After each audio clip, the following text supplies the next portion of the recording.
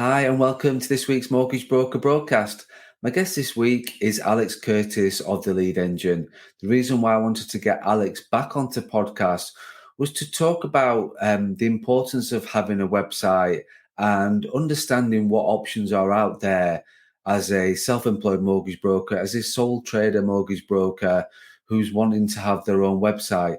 So I wanted to look at, because there are choices you've got when you're looking to have your own website as a mortgage broker. You can either do nothing and not have a website. You can just continue with the social media, other aspects that you're doing.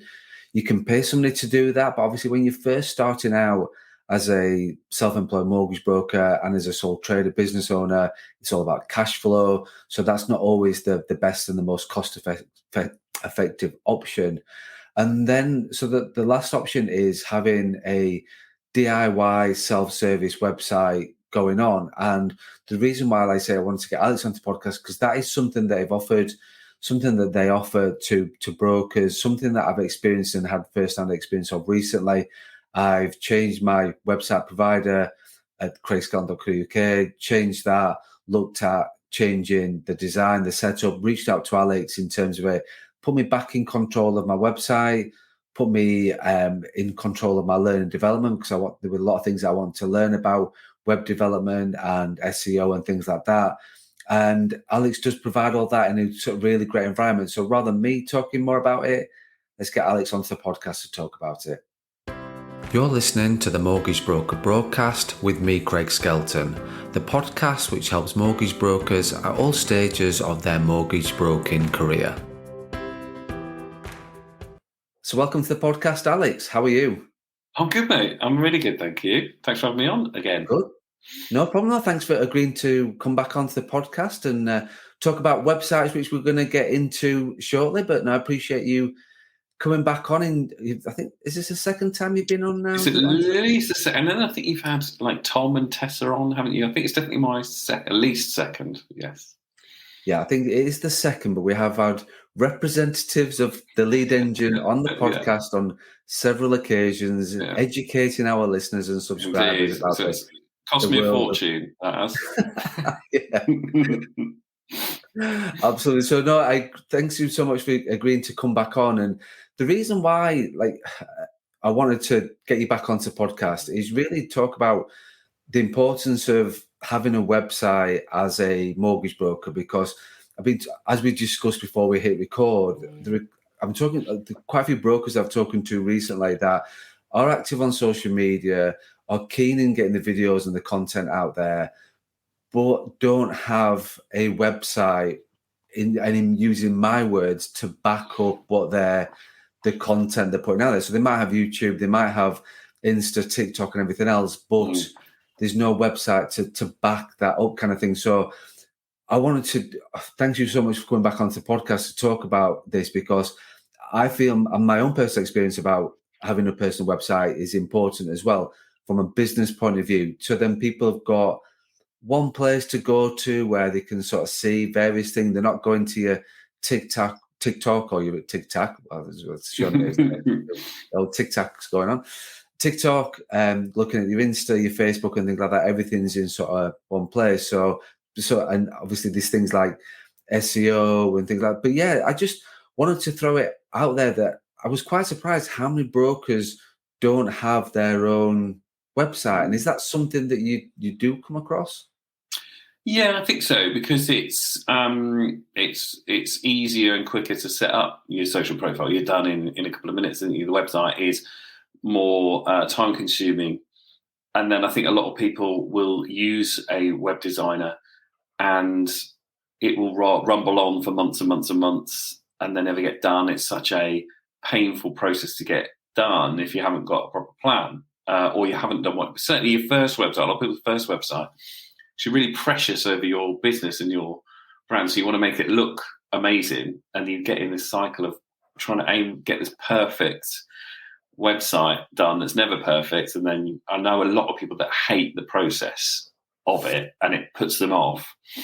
And then probably don't realize the benefits of it if they get it right, if they get it functioning. The tool, it's just a tool, it's a sales tool, it's a marketing tool. it can generate inquiries that can turn into business, as you know. And you can have that website producing reliable numbers of inquiries and build on that month on month and get a sustainable pipeline from it. But I suppose if you don't know that, and then you've worked with someone or you've heard someone else saying, oh, it took me like 6 months to get my site done, it's just going to put you off. So I totally understand it and definitely see it. And then you've got the compliance sort of, not barrier, but the compliance level. You've got to get that right as well. So I understand why people don't, and it is much easier to get a social profile up. So I get it. And it is a shame. It is a shame that people don't, they see things like SEO as a dark art. And they probably see websites as more complicated than they are, the perception of it, when in reality it isn't. But it's a little bit more work than just doing a social side. So it kind of makes sense, really, that that's why people don't. I think that's, like you said, you talk about the dark art of SEO, and that it can be a case of, with regards to, especially mortgage brokers, it's about friction, and having your own website creates friction because it's where to start, where to go to, how do I get a domain, what domain do I have, what does, and again, when they're putting the content out there and on social media, it's making sure that looks clean, polished, and gives them a good representation of the brand. So if they're then looking at building a website and look at doing that, is that, well, is that, like you say, timescales are different with regards to websites to social profiles, but it's also as well making sure that it's like the dark art, like you talk about. It's like, well, how do I create it? What does that look like? What does that need to look like? How does that sound? What do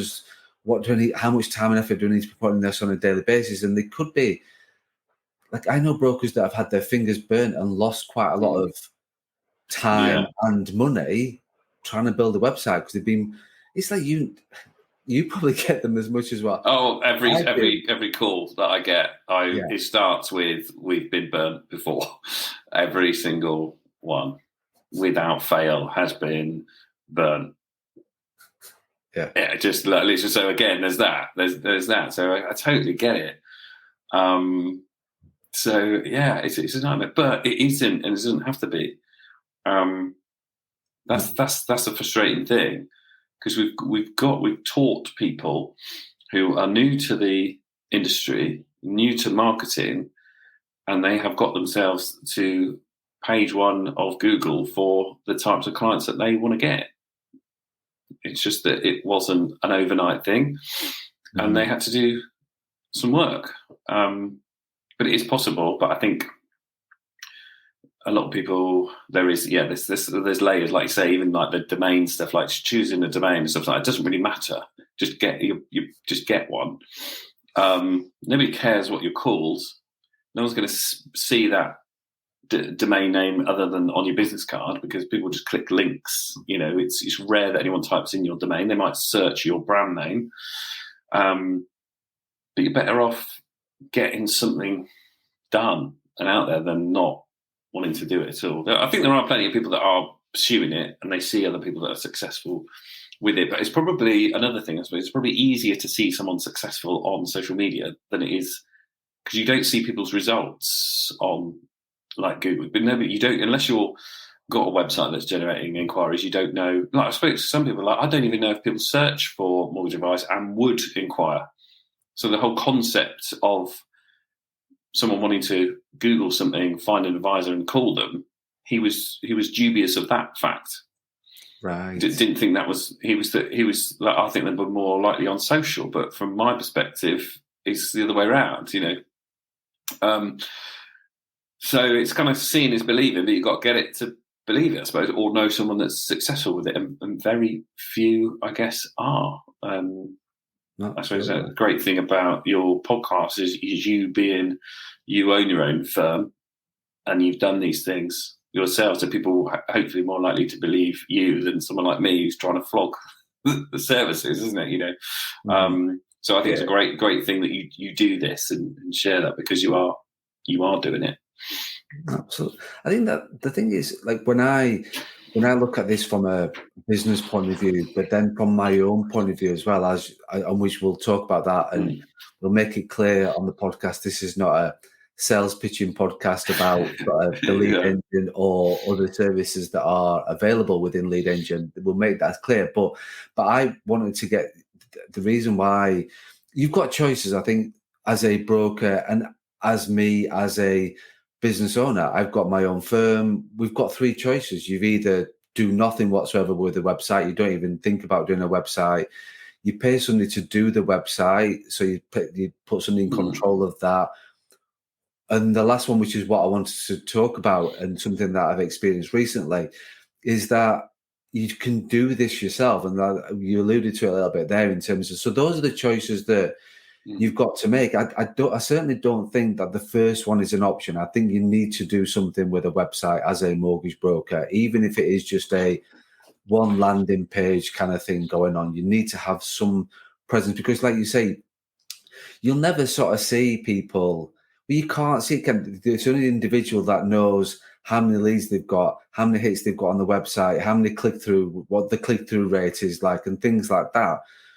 You see all that, I'm getting 50,000 views on Insta and things like that. But people, you never sort of see, well, actually, how many people inquired about that?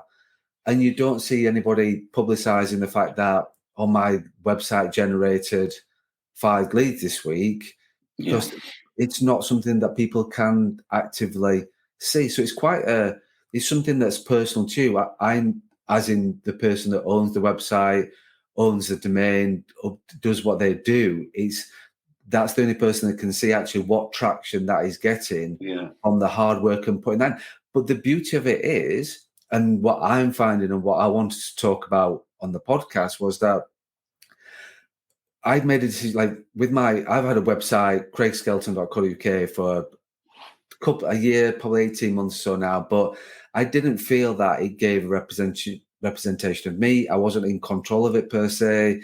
I just wanted to and look at what options I've got to take back control, because I'm okay with technology. I'm okay with word terminology and things like that. But actually, I'm not a web developer. I'm not somebody that wants to spend 5-6 days a week, 12 hours a day, just focus on my website. That's not what I wanted to do. However, I wanted to be in control of my website. And I think that was the sort of why you and I then started talking. And like I say, going back to this is not a paid presentation of the Lead Engine and the service that you offer, but I wanted to get you back onto the podcast to talk about this, because this is something that I know a few brokers are using already.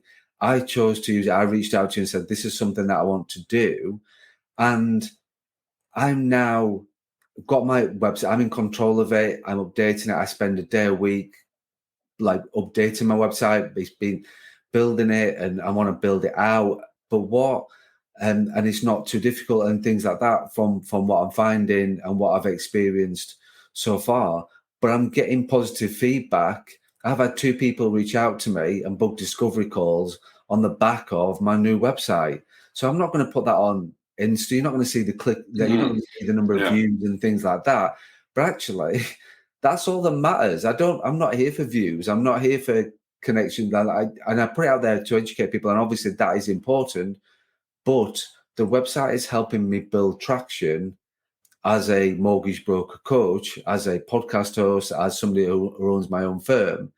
It's helping me get traction, but in the right kind of way, and I'm getting good feedback. So I wanted to use this platform for people to think, well, I can't not have a website. I could pay somebody to do it myself, but there is other options out there to build my own website on a template kind of thing, because they say people are scared of it. They're thinking, what does compliance look like? How does that work? But do you want to just explain what the, for want of a better word, self-service option is with Lead Engine with regards to the website?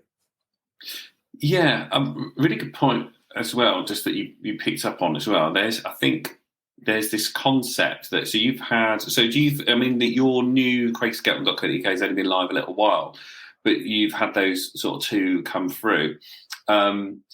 And I think there's this concept, if people get their head around, that those two might not have inquired before based on what they saw before, if that makes sense. I think some people think, if someone's going to a website and they're going to inquire, they're going to inquire. What I suppose I know from managing all the websites that we do over the last, as a lead engine for the last 9 years, you see that little things, we call it conversion rate, so from visitor to inquiry, a percentage rate. And we know there are little things that can increase that number, because not everyone, you can use your website, can convince people to inquire that wouldn't have inquired before, if that kind of makes sense. Through things like silly little things like layout, not even sometimes the wording, just like where the form is, can have effects on people making inquiry, which sounds crazy, but it's true. So your website does have the abilities. Like we've had clients where their website, there were people going to it, referrals going to it before, and no one inquired. And we launched it, and that went from 0 to 50, I think, in the first month. We didn't add new people to it. People were searching the brand already. It was well-known brand in the area.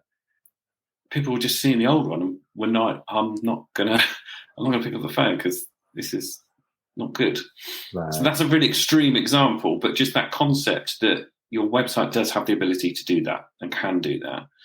And then I suppose if we move on to the templates, these templates are designed based on the things that we have learnt over the last, for me personally, since 2004, but as the lead engine since 2014, on what makes people pick up the phone or leave a message that may have not done before. So the template is set out in that structure. It frustrates me when some of the guys and girls that have got those then change it around, and I'm like, no, we've made the layout like that for you because of this. But it's their website; it's up to them. The templates are not in concrete; you can change them around, but they are developed in the way that of things that we have learned from seeing all this data. If that kind of makes sense. So you've got a bit of a head start, and then we get like we got with yours. You gave us your logo, and we take the color palette from it and we put that within the template, so it's unique to you. So you've got that head start, you've got that sort of framework, and then you just got to pop your content in, and it's very much, you can, as you've kind of experienced, you kind of see it. If you can edit a Word document, you can edit the website. I think it's probably fair to say it's a little bit more complex than editing a Word document, but it's rare that we get feedback or people saying, "Oh, I don't know how to change this," or whatever. Because you've watched the webinar, haven't we? There's an introduction. There's a 30-minute introduction to editing your website, and then there's a lot of little video. If you do get, how do I change colors? Whenever I get a support request on how to do this, I do a little video on how to do that specific thing, and then upload that to the library. But it's some of the people never edited a website before, and they've done it. I think one of your brands, one of the guys in your team, one of his brands, he got his over to compliance within a couple of days, I think it was. Mm-hmm. So there is that ability to do that, and you get a bit of a head start. So we kind of call it semi DIY, because you've got that kind of head start. And then on the onboarding form, we ask, give us 5 pages of content, and we'll create those 5 pages. And then we show you how to clone those pages to create new ones in that format. So it should be pretty simple. I think it's like what you said there with what I found and my experiences with it. It's something that I wanted to take control of, something that I wanted to do myself.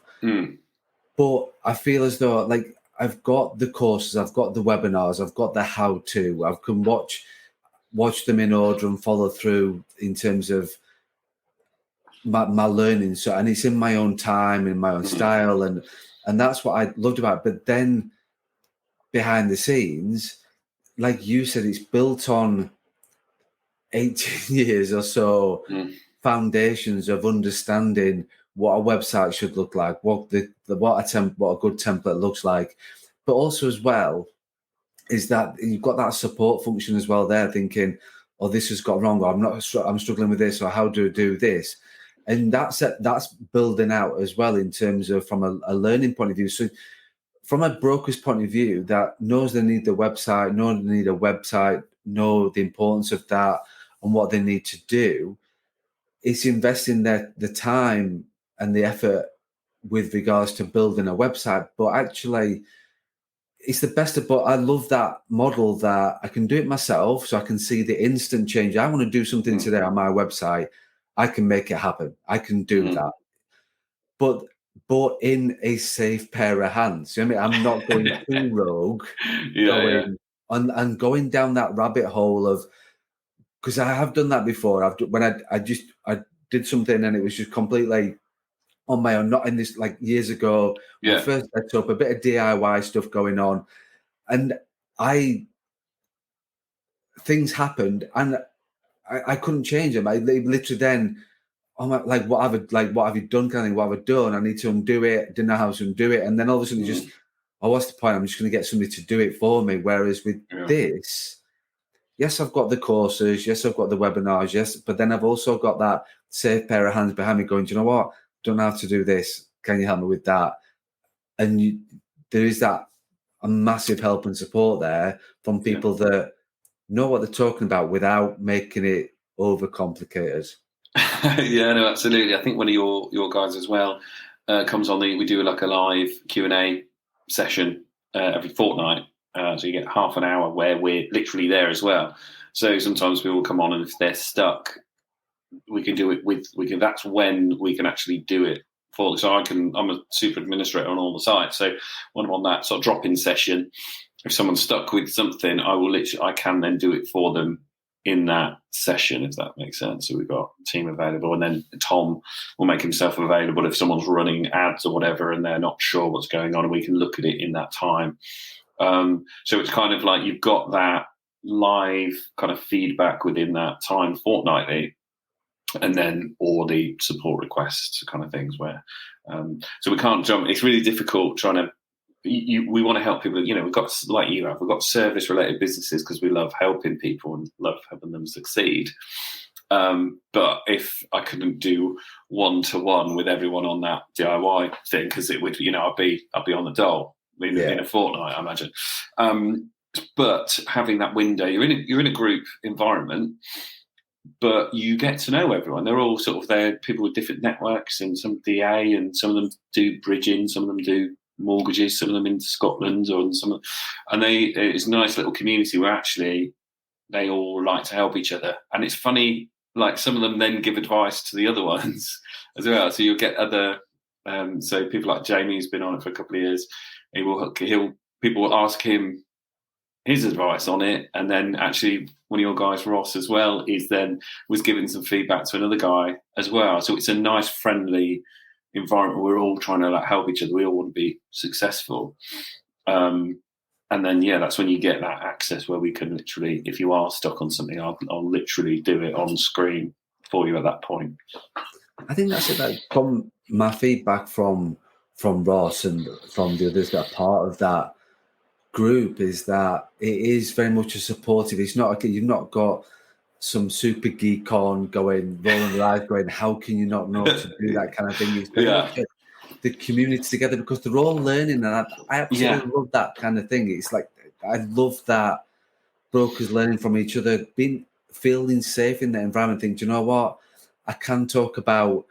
I can feel a bit stupid. I can sort of put a bit of a sort of show a bit of weakness in this kind of area because this is not my specialist subject. If I'm talking about income protection or business protection or who's got the best 2-year deal right now or 5-year deal, then fine, that's my domain. Whereas this is not my space. This is not.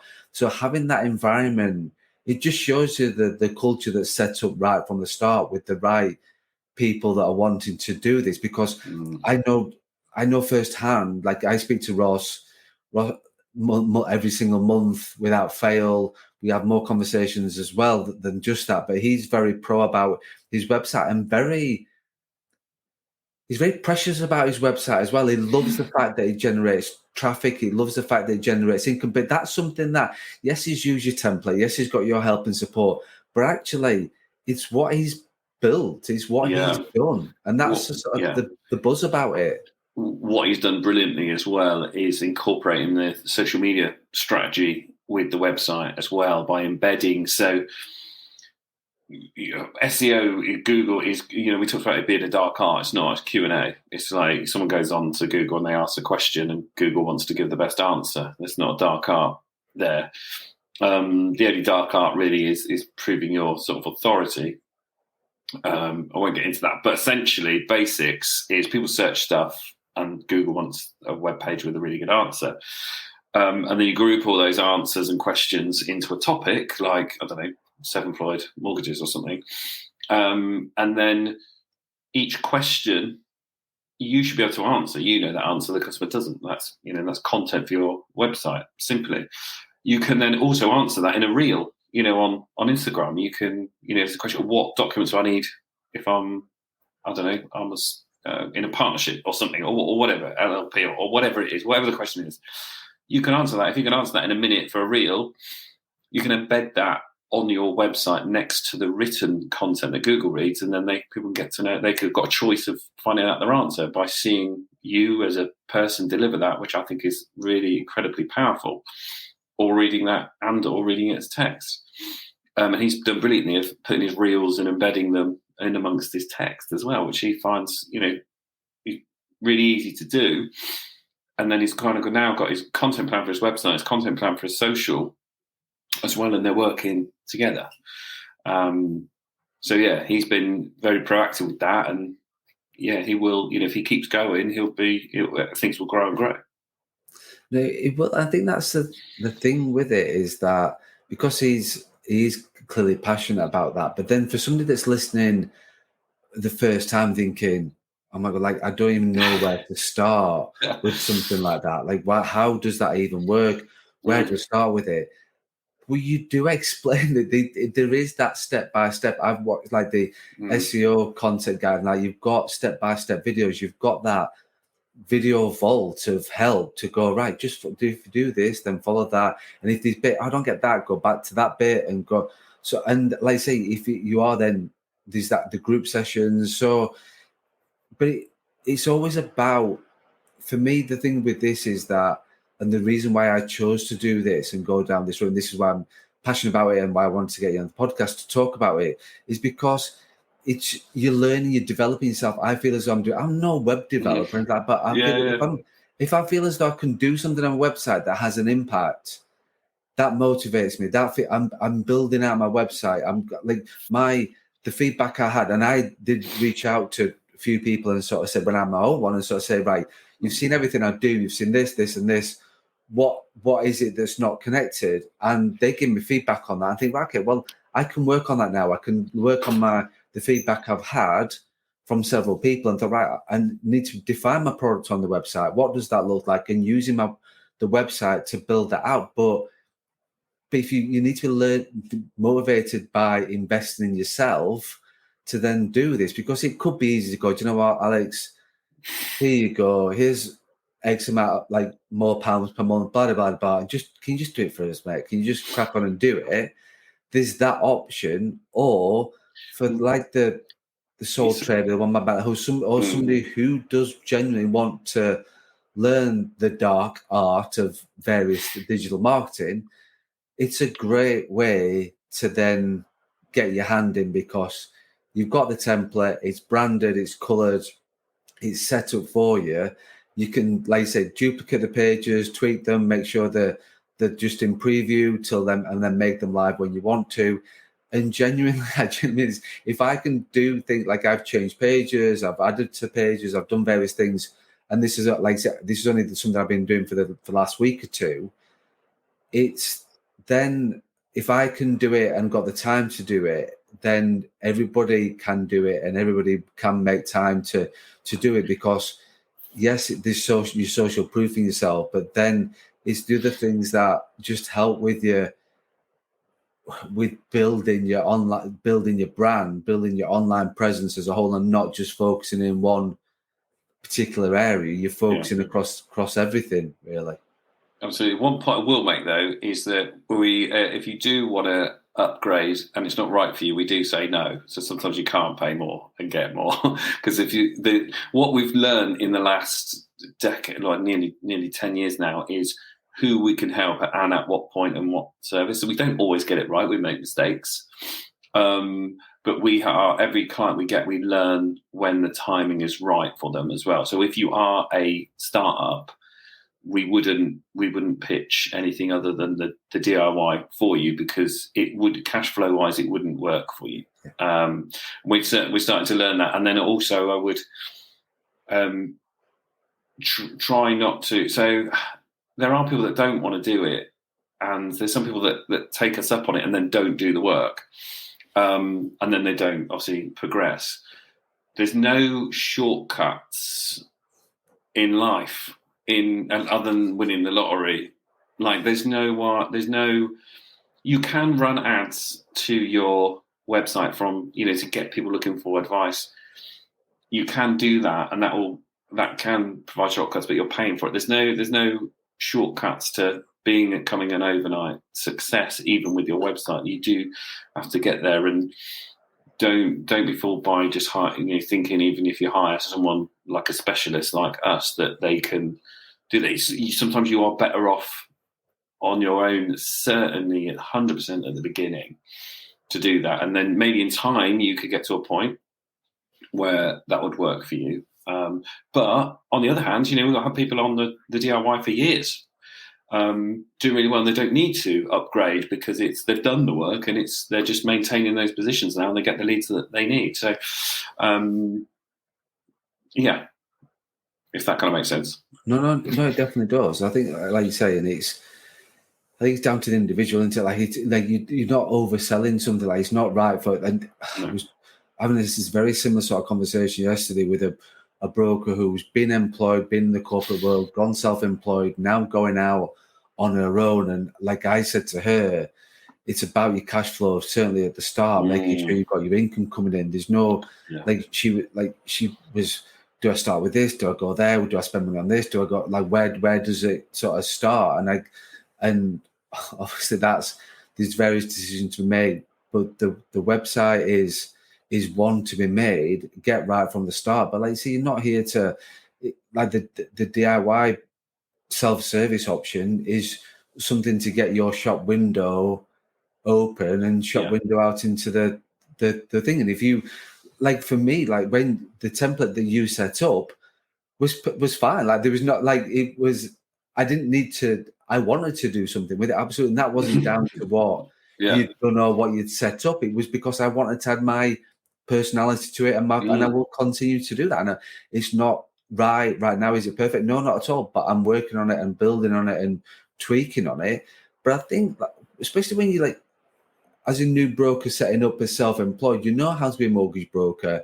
You're probably doing social media things already. If you're obviously going from self-employed to then owning your own firm and becoming a sole trader or having your own brand, you might have been doing social media already. You might be doing those sorts of things, but you've not been doing your website and you've not been focused on that sort of thing. But now you go in, you're setting up your own firm, you're having your own brand. It's important this is part of what you do with regards to your digital marketing. Don't you need to add a website onto I'm saying you need to add, you do, like, that's my belief anyway. That you do. I think it's one that you're potentially missing out on quite a lot of opportunities by not having one, because people so many people searching online. It's ridiculous. There's so much business to go around, and it's not. You don't need big budgets to do it. To you earn the right SEO. You earn the right through good content, and then even with pay per click, you can still have your you're not always competing with the big boys all the time. There's stuff that you can do, because there's so many different things that people search. There's so many problems around mortgages that people have. There's so many opportunities for everyone. I think that's it. Like, because you can overthinking, or do I need to run Google? I'm not going to talk about that today. It's then once you've got your website up and running and you're getting your content's right, then Google Ads, Google My Business, adding your reviews onto there and all those sorts of things will add and help with traction and footfall from your website, which we're not going to talk about. The idea of the podcast was to say there is a option out there. There is a third option in terms of doing nothing or paying somebody. Yeah. There is a very good proposition out there of something to do yourself. So that was that. And like I say, there is a lot of other things to build onto that, which you offer help with regards to ads and business, like Google My Business, Google Ads, and those sorts of things. But you need to start with the foundations of a solid website. You can't just think I'm going to spend 400 quid on Google Ads because I get 400 quid free when I first starting out. Yeah. You just might as well just throw the £400 against the wall if you've not got the foundations right there in the first place. Coming back to that point where your website has the ability to convince people to pick up the phone through things like layout and content that, on another website can't. So it's kind of, we've got all those things that we've learned. What, I suppose really we do lead generation financial services, but really what we focus on is like, what is it that makes people want to do business with someone or inquire or, say, out of all these thousands of brokers, I want to work with you. Because they do look at multiple people. We're looking at holiday at the minute, and the amount of research we're doing on reviews, on locations, on flights, and we do so much bloody research. And I was thinking, some people are like this with their broker. Maybe not to the extremes that we're doing, but we look at the reviews. We want to, there's so much stuff. And then if the amount of websites I see where they've got, I was someone yesterday, they had nearly 100 5-star Google reviews. You go to their website, see it loads up, you don't see that. Right. Because it wasn't, just simple things like that have a massive, massive impact. So a new website for them will have a massive impact. They've got people coming to the website at the minute. They're not inquiring because they don't see some of these trust signals. Yeah. Because they've built a website like everyone else builds a website. And if everyone knew how to build a really good website, then, I'd have to find something else to do. So with every other web designer and every other marketer, the problem is the way we build websites is we don't listen to our best clients. Our best clients are referrals. They tell us why they've chose us, and we don't use that information on our websites. No. I chose you because of you, because Sandra said you were brilliant, because X, Y, Z. And we don't sort of deconstruct that and think, oh, it's so important to that person that they knew that we were trustworthy, that we'd helped someone else. The second best thing is showing your Google reviews. That replicates that feeling. So you just listen to your best referrals, deconstruct what they're saying to you, and use that on your website. A lot of time it's because of you. And I bet you're not you, Craig, as in you who's listening. It'll be because of you why you're getting clients, and I bet your face isn't even on there. Certainly, I bet it's not the first thing that people see when it should be. Yeah. We just, for some reason, it's because I think we have this fear. Your brain will subconsciously be protecting you from criticism, rather than thinking, people ring me because of me. Me should be the website, but actually we worry about being narcissistic. We worry about that's not a good photo. We worry that people think it's weird that I'm on my website. But that's all we've done is deconstructed a referral, and every feeling that someone gets from a referral, we've either replicated that or put something in place that is the same. That's all it is. There you go. Secret's out now. I'm gonna be on the dial soon. I know, exactly. I was just thinking, what did you say, 2 weeks the dole? So yeah. Hopefully I've got a bit more savings in 2 weeks, but but that's it. Like, you're absolutely right. Is that people are not. They've chosen you as a broker. They've come to you because of you. It's not because you've got the best rate, because of this, or it's about who you are, and it's about you, your values, and getting those out there. It's like I'm talking the other day, like you don't be ashamed of who you are and what your values, because that's what brings people to you. Because and brings people to you in your brand and generates inquiries and leads. So absolutely. So Yeah. Alex, I do have to go, but I'm just one point I just thought of making. I bet no one's ever rang you to say, "Oh, I rang you because my friend told me you've got access to the whole market of like X 120 lenders or 50 plus lenders." It's not. Never So happened. I would just like the next referrals that you get, the next 5 to 10 referrals that you get, ask them why they called. If they just say, "Oh, because Tina said or John said to ring you," then say, "Oh, why? What did they say?" What did they say? And then write those things down, and then look at your website with that information and think, does my website reflect what I've just learned of why people pick up the phone? And if it doesn't, and then think about how can I change that? Yeah, do something about it. Absolutely. Alex, thank you so much for your time. Before I let you go, if I'm sat here now listening to this podcast thinking, I want to understand more, I want to explore more about this sort of the DIY self-service, what's the best way for them to contact you? We said it wasn't going to be a sales pitch, Craig. We can't do it.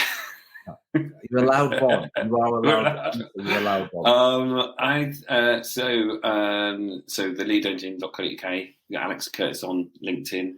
If you want to be little bit more entertained, a bit more fun on Instagram, which I think is I was even trying to be funny with my Instagram handle. So it's inst.acurtis. It's like Insta Curtis. But there you are. Fine. You were allowed one, honestly. That was the awkward bit. I know. I want. This was the whole point of, and I was conscious of this, and as you was, in terms of. But I'm passionate. I'm passionate about this because there's brokers that I know that aren't doing anything about it, and they could be doing something about it, rather than burying their head in the sand or not doing anything, or choosing option one of doing nothing. Or there is other options out there, which is for me was a great option. It's working very well. I find it easy. I'm in control of it. It happens instantly. And it's just, like you say, it's just a constant develop from my own point of view and my own learning point of view. So you're allowed a sales pitch now. Yeah, I mean, ultimately, we as a business and me personally want, when someone searches for financial advice, they find an advisor, not a lead generator who's going to sell their details. Ultimately, if I just want to help I just want to get rid of that because I've seen behind the scenes of that, like that culture of wanting to trick people and things like that. It's just not good for you, the industry, or anyone. So it's not good for the client. Not good for anybody at all, other than the lead generator making a margin. I just want it to be, I'll be satisfied if we get rid of all people that sell leads in a unscrupulous manner. So there's some that are good. So it's like some of them, you choose the advisor, it's very transparent. If we can get rid of all the untransparent ones, then that would be great. So that's what we really want to help people do. And that is why it's there to do that. So okay. Excellent. Alex, thank you so much for your time. Thanks for coming back on and explaining and just talking more about it. And we appreciate the sales pitch at the end. There's no problem with that. But thank you again so much for your time and your input into the podcast. No, thank you so much. Thank you. Thank you for listening to the Mortgage Broker Broadcast, the podcast which helps mortgage brokers at all stages of their mortgage broking career. If you have any questions about this podcast or any topics you want us to discuss, or if you're interested in working with me further, then please get in touch.